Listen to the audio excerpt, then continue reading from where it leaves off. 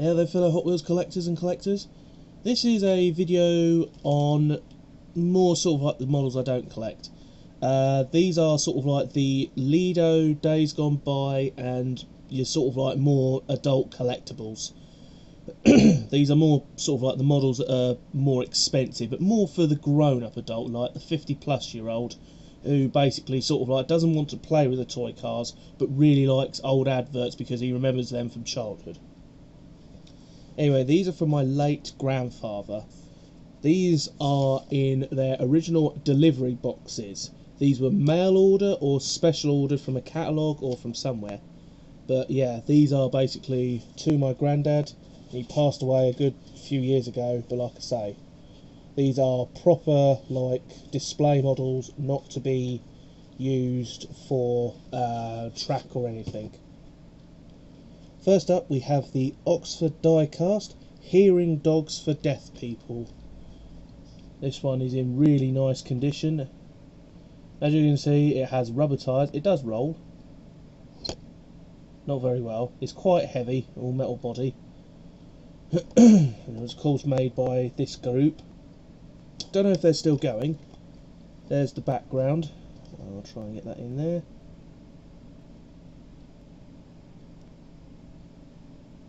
So you've got to pause and read that. Again, like I say, they're in their original boxes that they were delivered in to my granddad, and he kept them.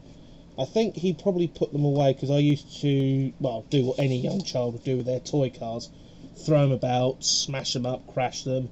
But like I say, now I'm more older and mature, he knows, well, they were given to me because, well, like I say, I think I did a video beforehand a couple of months ago with other models that he had given to me, which I don't really collect, but they are technically special. I don't think I did a video on them, but they're somewhere up in this collection here.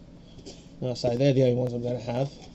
Next one, also from Oxford Diecasts, is the NSPCC bus. Now this is NSPCC is basically not so much children in need, but more abused, neglected children in the UK, and they're a charity that sort of like basically helps kids sort of like basically not be sort of like abused by parents, whether this be sexual, physical, just left sort of like hungry, no food or that sort of stuff, and that's what this charity does. So it's really nice to have this one. Very early one as well, because they change their logos most of the time. Every sort of like few years they change it up. But like I say, and this too is in the original delivery package that it came in. Pretty cool. Next we have this one. This is a promotional copy. I'm not going to show you the top because it does have my granddad's address on, which basically is there. But this is a promotional copy made by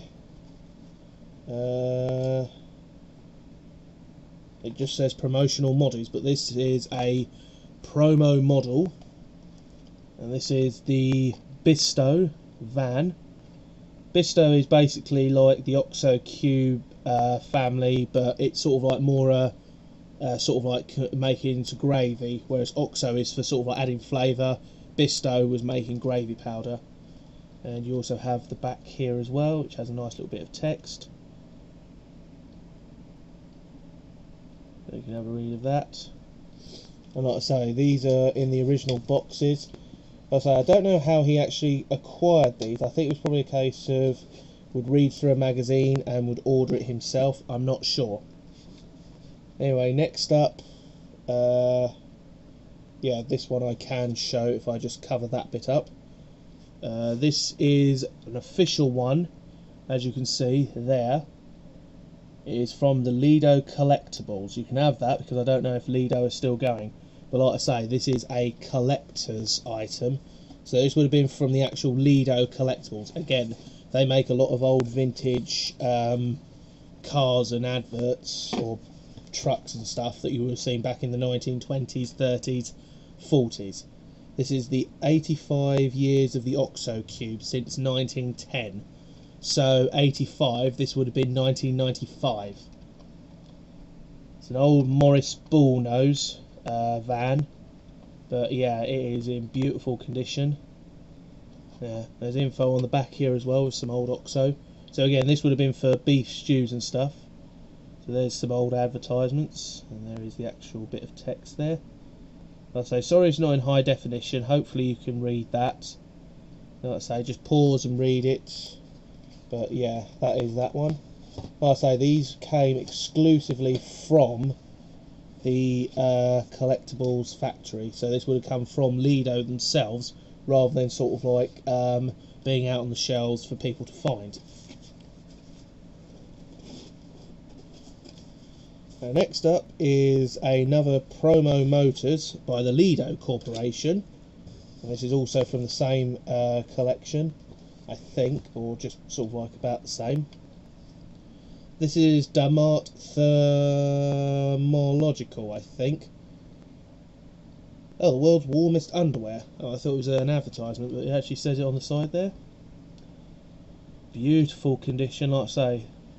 As you can see, Pro Motors, professional models by Lido, and also as well on the back there is the information. And like I say, these are actually made pretty well. It's not sort of like usual slapped together quickly to get onto the shelves. These are actually put together very carefully. And like I say, to date I have not seen a single errored version. Like I say, usually when you go to like the collectors' fairs or anything, you see them all in the boxes. Have you ever noticed there's not a single one that's errored, got a misprint, no tampos or anything? Lido and other companies that make these sort of things don't actually do that.